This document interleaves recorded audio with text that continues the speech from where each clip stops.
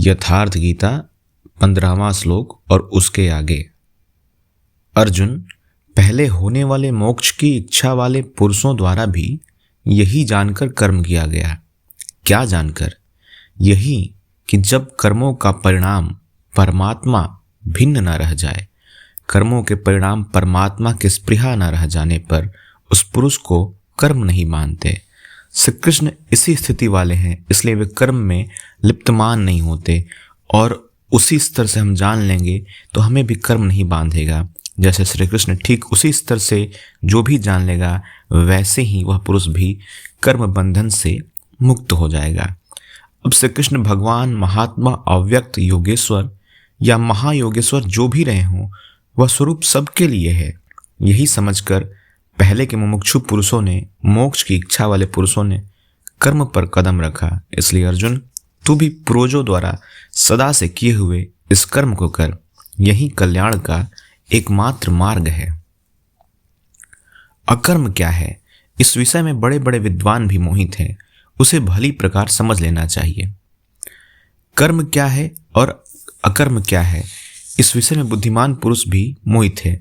इसलिए मैं वह कर्म तेरे लिए अच्छी तरह से कहूँगा जिसे जानकर तू अशुभात मोक्ष से, अशुभ अर्थात संसार बंधन से भली प्रकार छूट जाएगा। कर्म कोई ऐसी वस्तु है जो संसार बंधन से मुक्ति दिलाती है। इसी कर्म को जानने के लिए श्री कृष्ण पुनः बल देते हैं। कर्म का स्वरूप भी जानना चाहिए, अकर्म का स्वरूप भी जानना चाहिए। उसे भी जानना चाहिए क्योंकि कर्म की गति गहन है। कतिपय लोगों ने विकर्म का अर्थ निषिद्ध कर्म, मन लगाकर किया गया कर्म इत्यादि किया है। वस्तुतः यहाँ वी उपसर्ग विशिष्टता का द्योतक है। प्राप्ति के पश्चात महापुरुषों के कर्म विकल्प शून्य हो जाते हैं। आत्मस्थित, आत्मतृप्त, आप्तकाम महापुरुषों को न तो कर्म करने से कोई लाभ है और न छोड़ने से कोई हानि ही है। फिर भी वे पीछे वालों के हित के लिए कर्म करते हैं। ऐसा कर्म विकल्प शून्य है, विशुद्ध है, और यही कर्म विकर्म कहलाता है। उदाहरणार्थ, गीता में जहाँ भी किसी कार्य में वी उपसर्ग लगा है, उसकी विशेषता का द्योतक है, निकृष्टता का नहीं। यथा योग युक्तो विशुद्धात्मा विजितात्मा जितेंद्रियः। जो योग से युक्त है वह विशेष रूप से शुद्ध आत्मा वाला, विशेष रूप से जीते अंतःकरण वाला इत्यादि विशेषता के ही द्योतक हैं। इसी प्रकार गीता में स्थान स्थान पर वी का प्रयोग हुआ है जो विशेष पूर्णता का द्योतक है। इसी प्रकार विकर्म भी विशिष्ट कर्म का द्योतक है जो प्राप्ति के पश्चात महापुरुषों के द्वारा संपादित होता है, जो शुभाशुभ संस्कार नहीं डालता। अभी आपने विकर्म देखा, रहा कर्म और अकर्म, जिसे अगले श्लोक में समझने का प्रयास करेंगे। यदि यहाँ कर्म और अकर्म का विभाजन नहीं समझ सके तो कभी नहीं समझ सकेंगे। जो पुरुष कर्म में अकर्म देखे, कर्म माने आराधना, अर्थात आराधना करे, और यह भी समझे कि करने वाला मैं नहीं हूं, बल्कि गुणों की अवस्था ही चिंतन में हमें नियुक्त करती है, मैं इष्ट द्वारा संचालित हूं, ऐसा देखे। और जब इस प्रकार अकर्म देखने की क्षमता आ जाए और धारावाहिक रूप से कर्म होता रहे, तभी समझना चाहिए कि कर्म सही दिशा में हो रहा है। वही पुरुष मनुष्यों में बुद्धिमान है, मनुष्यों में योगी है, योग से युक्त बुद्धि वाला है और संपूर्ण कर्मों को करने वाला है। उसके द्वारा कर्म करने में लेश मात्र भी त्रुटि नहीं रह जाती। सारांशतः आराधना ही कर्म है। उस कर्म को करें और कहते हुए अकर्म देखें कि मैं तो यंत्र मात्र हूँ, कराने वाला इष्ट है और मैं गुणों से उत्पन्न अवस्था के अनुसार ही चेष्टा कर पाता हूँ। अब अकर्म की यह क्षमता आ जाए और धारावाहिक कर्म होता रहे, तभी परम कल्याण की स्थिति दिलाने वाला कर्म हो पाता है। पूज्य महाराज जी कहते हैं कि जब तक इष्ट रथी न हो जाए, रोकथाम न करने लगे, तब तक सही मात्रा में साधना का आरंभ ही नहीं होता। इसके पूर्व जो कुछ भी किया जाता है, कर्म में प्रवेश के प्रयास से अधिक कुछ भी नहीं है। हल का सारा भार बैलों के कंधों पर ही रहता है, फिर भी खेत की जुताई हलवाहे की देन है। ठीक इसी प्रकार साधन का सारा भार साधक के ऊपर ही रहता है, किंतु वास्तविक साधक तो इष्ट है जो उसके पीछे लगा हुआ है, जो उसका मार्गदर्शन करता है। जब तक इष्ट निर्णय न दे तब तक आप समझ ही नहीं सकेंगे कि हमसे हुआ क्या, हम प्रकृति में भटक रहे हैं या परमात्मा में। इस प्रकार इष्ट के निर्देशन में जो साधक इस आत्मिक पथ पर अग्रसर होता है, अपने को अकर्ता समझकर धारावाहिक कर्म करता है, वही बुद्धिमान है, उसकी जानकारी यथार्थ है, वही योगी है। श्री कृष्ण के अनुसार जो कुछ किया जाता है कर्म नहीं है, कर्म एक निर्धारित की हुई क्रिया है। नियतम कुरु कर्म त्वम। अर्जुन, तू निर्धारित कर्म को कर। निर्धारित कर्म है क्या? तब बताया, यज्ञ को कार्य रूप देना ही कर्म है। तो इसके अतिरिक्त जो कुछ भी किया जाता है, क्या वह कर्म नहीं है? श्री कृष्ण कहते हैं, इस यज्ञ को कार्य रूप देने के सिवाय जो कुछ किया जाता है वह इसी लोक का बंधन है, न कि कर्म। अर्जुन, उस यज्ञ की पूर्ति के लिए भली प्रकार आचरण कर। और जब यज्ञ का स्वरूप बताया तो वह शुद्ध रूप से आराधना की विधि विशेष है, जो उस आराध्य देव तक पहुंचकर उसमें विलय दिलाता है। इस यज्ञ में इंद्रियों का दमन, मन का शमन, दैवीय संपद का अर्जन इत्यादि बताते हुए अंत में कहा, बहुत से योगी प्राण और अपान की गति का निरोध करके प्राणायाम के परायण हो जाते हैं, जहां न भीतर से संकल्प उठता है और न बाह्य वातावरण का संकल्प मन के अंदर प्रविष्ट हो पाता है। ऐसी स्थिति में चित्त का सर्वथा निरोध और निरुद्ध चित्त के भी विलय काल में वह पुरुष यान्ति ब्रह्म सनातनम, शाश्वत सनातन ब्रह्म में प्रवेश पा जाता है। यही सब यज्ञ है, जिसे कार्य रूप देने का नाम कर्म है। अतः कर्म का शुद्ध अर्थ है आराधना, कर्म का अर्थ है भजन, कर्म का अर्थ है योग साधना को भली प्रकार संपादित करना, जिसका विशद वर्णन इसी अध्याय में आगे आ रहा है। यहाँ कर्म और अकर्म का केवल विभाजन किया गया, जिसमें कर्म करते समय उसे सही दिशा दी जा सके और उस पर चला जा सके। जिज्ञासा स्वाभाविक है कि कर्म करते ही रहेंगे या कभी कर्मों से छुटकारा भी मिलेगा। इस पर योगेश्वर श्री कृष्ण कहते हैं, अर्जुन, यस्य सर्वे समारंभः, जिस पुरुष के द्वारा संपूर्णता से आरंभ की हुई क्रिया, जिसे पिछले श्लोक में कहा गया है कि अकर्म देखने की क्षमता आ जाने पर कर्म में प्रवृत्त रहने वाले पुरुष संपूर्ण कर्मों को करने वाला है, जिसके करने में लेश मात्र भी त्रुटि नहीं है। क्रमशः उत्थान होते होते इतनी सूक्ष्म हो गई कि वासना और मन के संकल्प विकल्प से ऊपर उठ गई। कामना और संकल्पों का निरोध होना मन की विजिता अवस्था है। अतः कर्म कोई ऐसी वस्तु है जो इस मन को कामना और संकल्प विकल्प से ऊपर उठा देता है। उस समय अंतिम संकल्प के भी शमन के साथ, जिसे हम नहीं जानते, जिसे जानने के लिए हम इच्छुक थे, उस परमात्मा की प्रत्यक्ष जानकारी हो जाती है। क्रियात्मक पथ पर चलकर परमात्मा की प्रत्यक्ष जानकारी का नाम ही ज्ञान है। उस ज्ञान के साथ ही दग्ध कर्मानाम, कर्म सदा के लिए दग्ध हो जाते हैं। जिसे पाना था पा लिया, आगे कोई सत्ता नहीं जिसकी शोध करें, इसलिए कर्म करके ढूंढे भी तो किसे ढूंढे। उस जानकारी के साथ कर्म की आवश्यकता समाप्त हो जाती है। ऐसी स्थिति वालों को ही बोध स्वरूप महापुरुषों ने पंडित कहकर संबोधित किया है। उनकी जानकारी पूर्ण है। ऐसी स्थिति वाला महापुरुष करता क्या है, रहता कैसे है, उसकी रहनी पर प्रकाश डालते हैं। अर्जुन, वह पुरुष सांसारिक आश्रय से रहित होकर नित्य वस्तु परमात्मा में ही तृप्त रहकर कर्मों के फल परमात्मा की आसक्ति को भी त्याग कर कर्म में अच्छी प्रकार बरतता हुआ भी कुछ नहीं बरतता। जिसने अंतःकरण और शरीर को जीत लिया है, भोगों की संपूर्ण सामग्री जिसने त्याग दी है, ऐसे आशा रहित पुरुष का शरीर केवल कर्म करता है और कर्म करता दिखाई पड़ता है।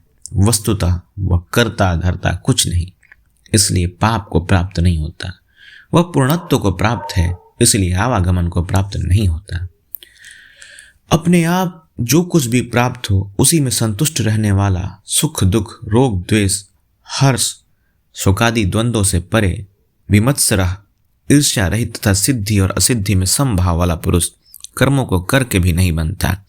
सिद्धि अर्थात जिसे पाना था वह भिन्न नहीं है और वह कभी विलग भी नहीं होगा, इसलिए असिद्धि का भी भय नहीं है। इस प्रकार सिद्धि और असिद्धि में समभाव वाला पुरुष कर्म करके भी नहीं बनता। कौन सा कर्म वह करता है, वही नियत कर्म, यज्ञ की प्रक्रिया। इसी को दोहराते हुए कहते हैं, अर्जुन, यज्ञ याचरतः कर्म, यज्ञ का आचरण ही कर्म है और साक्षात्कार का नाम ही ज्ञान है। इस यज्ञ का आचरण करके साक्षात्कार के साथ ज्ञान में स्थित संगदोष और आसक्ति से रहित मुक्त पुरुष का संपूर्ण कर्म भली प्रकार विलीन हो जाते हैं। वे कर्म कोई परिणाम उत्पन्न नहीं कर पाते, क्योंकि कर्मों का फल परमात्मा उनसे भिन्न नहीं रह गया। अब फल में कौन सा फल लगेगा, इसलिए उन मुक्त पुरुषों को अपने लिए कर्म की आवश्यकता समाप्त हो जाती है। फिर भी लोक संग्रह के लिए वे कर्म करते ही हैं, और करते हुए भी वे इन कर्मों में लिप्त नहीं होते। जब करते हैं तो लिप्त क्यों नहीं होते? इस पर कहते हैं, ऐसे मुक्त पुरुष का समर्पण ब्रह्म है, हविष्य ब्रह्म है, अग्नि भी ब्रह्म ही है। अर्थात ब्रह्म रूप अग्नि में ब्रह्म रूप कर्ता द्वारा जो हवन किया जाता है वह भी ब्रह्म है। जिसके कर्म ब्रह्म का स्पर्श करके समाधिस्थ हो चुके हैं, उसमें विलय हो चुके हैं, ऐसे महापुरुष के लिए जो प्राप्त होने योग्य है वह भी ब्रह्म ही है। वह कर्ता धर्ता कुछ नहीं, केवल लोक संग्रह के लिए कर्म में बरतता है। यह तो प्राप्ति वाले महापुरुष का लक्षण है। किंतु कर्म में प्रवेश लेने वाले प्रारंभिक साधक कौन सा यज्ञ करते हैं? पिछले अध्याय में श्री कृष्ण ने कहा, अर्जुन कर्म कर। कौन सा कर्म? उन्होंने बताया, नियतम कुरु कर्म, निर्धारित किए हुए कर्म को कर। निर्धारित कर्म कौन सा है? अर्जुन, यज्ञ की प्रक्रिया ही कर्म है। इस यज्ञ के अतिरिक्त अन्यत्र जो कुछ भी किया जाता है वह इसी लोक का बंधन है, ना कि कर्म। कर्म तो संसार बंधन से मोक्ष दिलाता है। अतः उस यज्ञ की पूर्ति के लिए संग दोष से अलग रहकर भली प्रकार यज्ञ का आचरण कर। यहाँ योगेश्वर ने एक नवीन प्रश्न दिया कि वह यज्ञ है क्या जिसे करें और कर्म हमसे पार लगे। उन्होंने कर्म की विशेषताओं पर बल दिया, बताया कि यज्ञ आया कहाँ से, यज्ञ देता क्या है, उसकी विशेषताओं का चित्रण किया, किंतु अभी तक यह नहीं बताया कि यज्ञ है क्या।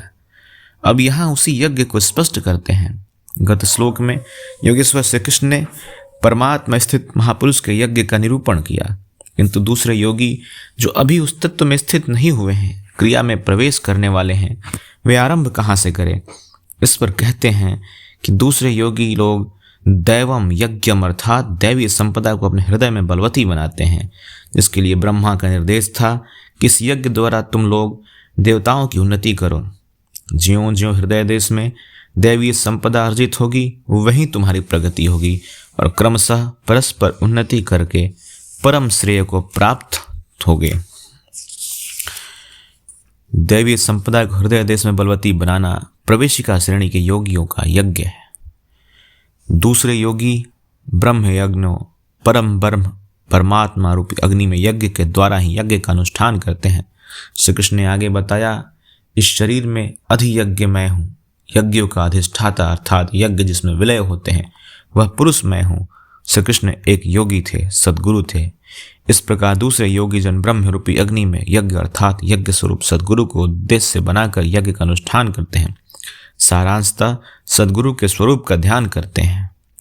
अन्य योगी जन श्रोतादिक श्रोत्र, नेत्र, त्वचा, जिह्वा और नासिका इंद्रियों का संयम रूपी अग्नि में हवन करते हैं, अर्थात इंद्रियों को विषयों से समेटकर संयत कर लेते हैं। यह आग नहीं जलती। जैसे अग्नि में डालने से हर वस्तु भस्मात हो जाती है, ठीक इसी प्रकार संयम भी एक अग्नि है जो इंद्रियों के संपूर्ण बहिर्मुखी प्रवाह को दग्ध कर देता है। दूसरे योगी लोग शब्दादि के विषयों को इंद्रिय रूपी अग्नि में हवन कर देते हैं, अर्थात उनका आशय बदलकर साधना परक बना लेते हैं। साधक को संसार में रहकर ही तो भजन करना है। सांसारिक लोगों के भले बुरे शब्द उससे टकराते ही रहते हैं। विषयोत्तेजक ऐसे शब्दों को सुनते ही साधक उनके आशय को योग वैराग्य सहायक वैराग्योत्तेजक भाव में बदलकर इंद्रिय रूपी अग्नि में हवन कर देते हैं। जैसा कि एक बार अर्जुन अपने चिंतन में रत था, अकस्मात उसके कर्ण कुहरों में संगीत लहरी झंझना उठी। उसे सिर उठाकर देखा तो उर्वशी खड़ी थी, जो एक अप्सरा थी। सभी उसके रूप पर मुग्ध हो झूम रहे थे, किंतु अर्जुन ने उसे स्नेहिल दृष्टि से मातृवत देखा। उस शब्द रूप से मिलने वाले विकार विलीन हो गए, इंद्रियों के अंतराल में ही समाहित हो गए। यहाँ इंद्रिय ही अग्नि है। अग्नि में डाली हुई वस्तु जैसे भस्मसात हो जाती है, इसी प्रकार आशय बदलकर इष्ट के अनुकूल ढाल लेने पर विषयोत्तेजक रूप, रस, गंध, स्पर्श और शब्द भी भस्म हो जाते हैं। साधक पर कुप्रभाव नहीं डाल पाते। साधक इन शब्दादिकों में रुचि नहीं लेता, इन्हें ग्रहण नहीं करता। इन श्लोकों में अपरे अन्य शब्द एक ही साधक की ऊंची नीची अवस्थाएं हैं। एक ही यज्ञकर्ता का ऊंचा नीचा स्तर है। न कि अपरे अपरे कहने से कोई अलग अलग यज्ञ। अभी तक योगेश्वर ने जिस यज्ञ की चर्चा की उसमें क्रमशः दैवीय संपद को अर्जित किया जाता है, इंद्रियों को संपूर्ण चेष्टाओं का संयम किया जाता है, बलात् विषयोत्तेजक शब्द आदि को टकराने पर भी उनका आशय बदलकर उनसे बचा जाता है। इससे उन्नत अवस्था होने पर दूसरे योगी जन संपूर्ण इंद्रियों की चेष्टाओं तथा प्राण के व्यापार को साक्षात्कार सहित ज्ञान से प्रकाशित परमात्मा में स्थित रूपी योगाग्नि में हवन करते हैं। जब संयम की पकड़ आत्मा के साथ तद्रुप हो जाती है, प्राण और इंद्रियों का व्यापार भी शांत हो जाता है, उसमें विषयों को उद्दीप्त करने वाली और इष्ट में प्रवृत्ति दिलाने वाले दोनों धाराएं आत्मसात हो जाती है, परमात्मा में स्थिति मिल जाती है, यज्ञ का परिणाम निकल जाता है। यह है यज्ञ की पराकाष्ठा। जिस परमात्मा को पाना था उसी में स्थिति आ गई तो शेष क्या रहा। पुनः योगेश्वर श्री कृष्ण यज्ञ को भली प्रकार समझाते हैं। अनेक लोग द्रव्य यज्ञ करते हैं, अर्थात आत्मपथ में महापुरुषों की सेवा में पत्र पुष्प अर्पित करते हैं। वे समर्पण के साथ महापुरुषों की सेवा में द्रव्य लगाते हैं। श्री कृष्ण आगे कहते हैं, भक्ति भाव से पत्र पुष्प फल जल जो कुछ भी मुझे देता है उसे मैं खाता हूँ और उसका परम कल्याण सृजन करने वाला होता हूँ। यह भी यज्ञ है। हर आत्मा की सेवा करना, भूले हुए को आत्म पथ पर लाना द्रव्य यज्ञ है, क्योंकि प्राकृतिक संस्कारों को जलाने में समर्थ है। इसी प्रकार कई पुरुष तपो यज्ञ स्वधर्म पालन में इंद्रियों को तपाते हैं, अर्थात स्वभाव से उत्पन्न क्षमता के अनुसार यज्ञ के निम्न और उन्नत अवस्थाओं के बीच तपते हैं। इसी पद को अल्पज्ञता में पहली श्रेणी का साधक शूद्र परिचर्चा द्वारा, वैश्य देवी संपदा के संग्रह द्वारा, क्षत्रिय काम क्रोधादि के उन्मूलन द्वारा और ब्राह्मण ब्रह्म में प्रवेश की योग्यता के स्तर से इंद्रियों को तपाता है। सबको एक जैसा परिश्रम करना पड़ता है। वास्तव में यज्ञ एक ही है, अवस्था के अनुसार ऊंची नीची श्रेणियां गुजरती जाती हैं। पूज्य महाराज जी कहते थे, मन सहित इंद्रियों और शरीर को लक्ष्य के अनुरूप तपाना ही तप कहलाता है। ये लक्ष्य से दूर भागेंगे, इन्हें समेटकर उधर ही लगाओ। यज्ञ का अगला चरण बताते हैं। बहुत से योगी अपान वायु में प्राण वायु का हवन करते हैं और उसी प्रकार प्राण वायु में अपान वायु का हवन करते हैं। इससे सूक्ष्म अवस्था हो जाने पर अन्य योगी जन प्राण और अपान दोनों की गति को रोककर प्राणायाम परायण हो जाते हैं। जिसे श्री कृष्ण प्राणापान कहते हैं, उसी को महात्मा बुद्ध अनापान कहते हैं। इसी को उन्होंने श्वास प्रश्वास भी कहा। प्राण वह श्वास है जिसे आप भीतर खींचते हैं और अपान वह श्वास है जिसे आप बाहर छोड़ते हैं। योगियों की अनुभूति है कि आप श्वास के साथ बाह्य वायुमंडल के संकल्प भी ग्रहण करते हैं और प्रश्वास में इसी प्रकार आंतरिक भले बुरे चिंतन की लहर फेंकते रहते हैं। बाह्य किसी संकल्प का ग्रहण न करना प्राण का हवन है तथा भीतरी संकल्पों को न उठने देना अपान का हवन है। न भीतर से किसी संकल्प का स्फुरण हो और न ही बाह्य दुनिया में चलने वाले चिंतन अंदर क्षोभ उत्पन्न कर पाए। इस प्रकार प्राण और अपान दोनों की गति सम हो जाने पर प्राणों का याम अर्थात निरोध हो जाता है। यही प्राणायाम है, यही मन की विजितावस्था है। प्राणों का रुकना और मन का रुकना एक ही बात है। प्रत्येक महापुरुष ने इस प्रकरण को लिया है, वेदों में इसका उल्लेख है। इसी को पूज्य महाराज जी कहा करते थे, हो एक ही नाम 4 श्रेणियों से जपा जाता है, बैखरी, मध्यमा, पश्यंती और परा। बैखरी उसे कहते हैं जो व्यक्त हो जाए। नाम का इस उच्चारण को आप सुने और बाहर कोई बैठा हो तो उसे भी सुनाई पड़े। मध्यमा अर्थात मध्यम स्वर में जप, जिसे केवल आप ही सुने, बगल में बैठा हुआ व्यक्ति भी उस उच्चारण को सुन ना सके। यह उच्चारण कंठ से होता है। धीरे धीरे नाम की धुन बन जाती है, डोर लग जाती है। साधना और सूक्ष्म हो जाने पर पश्यंती अर्थात नाम देखने की अवस्था आ जाती है। फिर नाम को जपा नहीं जाता, यही नाम श्वास में ढल जाता है। मन को दृष्टा बनाकर खड़ा कर दें, देखते भर रहें कि सांस आती है कब, बाहर निकलती है कब, कहती है क्या। महापुरुषों का कहना है, यह सांस नाम के सिवाय और कुछ कहती ही नहीं। साधक नाम का जप नहीं करता, केवल उससे उठने वाली धुन को सुनता है। सांस को देखता भर है, इसलिए इसे पश्यंती कहते हैं। पश्यंती में मन को दृष्टा के रूप में खड़ा करना पड़ता है, किंतु साधन और उन्नत हो जाने पर सुनना भी नहीं पड़ता है। एक बार सूरत लगा भर दें, स्वतः सुनाई देगा। जपे न जपावे अपने से आवे, न स्वयं जपे न मन को सुनने के लिए बाध्य करे, और जप चलता रहे, इसी का नाम है अजपा। ऐसा नहीं कि जब प्रारंभ ही ना करें और आ गई अजपा। यदि किसी ने जप नहीं आरंभ किया तो अजपा नाम की कोई भी वस्तु उसके पास नहीं होगी। अजपा का अर्थ है हम ना जपें किंतु जप हमारा साथ ना छोड़े। एक बार सूरत का कांटा लग भर दे तो जप प्रवाहित हो जाए और अनवरत चलता रहे। इस स्वाभाविक जप का नाम है अजपा, और यही है परावाणी का जप। यह प्रकृति से परे तत्व परमात्मा में प्रवेश दिलाती है। इसके आगे वाणी में कोई परिवर्तन नहीं है। परम का दिग्दर्शन करा के उसी में विलीन हो जाती है, इसीलिए इसे परा कहते हैं। प्रस्तुत श्लोक में योगेश्वर श्री कृष्ण ने केवल श्वास पर ध्यान रखने को कहा है, जबकि आगे स्वयं ओम के जप पर बल देते हैं। गौतम बुद्ध भी अनापान सती में श्वास प्रश्वास की ही चर्चा करते हैं। अंततः वे महापुरुष कहना क्या चाहते हैं? वस्तुतः प्रारंभ में बैखरी, उससे मध्यमा और उससे उन्नत होने पर जबकि पश्यंती अवस्था में श्वास पकड़ में आता है, उस समय जब तो श्वास में ढला मिलेगा, फिर जपे क्या? फिर तो केवल श्वास को देखना भर है, इसलिए प्राण अपान मात्र कहा। नाम जपो ऐसा नहीं कहा, कारण कि कहने की आवश्यकता नहीं है। यदि कहते हैं तो गुमराह होकर नीचे की श्रेणियों में चक्कर काटने लगेगा। महात्मा बुद्ध, गुरुदेव भगवान तथा प्रत्येक महापुरुष जो इस रास्ते से गुजरे हैं, सभी एक ही बात कहते हैं। बैखरी और मध्यमा नाम जप के प्रवेश द्वार मात्र हैं। पश्यंती से ही नाम में प्रवेश मिलता है। परा में नाम धारावाही हो जाता है, जिससे जप साथ नहीं छोड़ता। मन श्वास के साथ जुड़ा है। जब श्वास पर दृष्टि है, श्वास में नाम ढल चुका है। भीतर से न तो किसी संकल्प का उत्थान है और न बाह्य वायुमंडल के संकल्प भीतर प्रवेश कर पाते हैं। यही मन पर विजय की अवस्था है। इसी के साथ यज्ञ का परिणाम निकल आता है। दूसरे, नियमित आहार करने वाले प्राण को प्राण में ही हवन करते हैं। पूज्य महाराज जी कहा करते थे, योगी का आहार दृढ़, आसन दृढ़ और निद्रा दृढ़ होनी चाहिए। आहार विहार पर नियंत्रण बहुत आवश्यक है। ऐसे अनेक योगी प्राण को प्राण में ही हवन कर देते हैं, अर्थात श्वास लेने पर ही ध्यान केंद्रित रखते हैं, प्रश्वास पर ध्यान नहीं देते। सांस आई तो सुना ओम, पुनः सांस आई तो ओम सुनते रहें।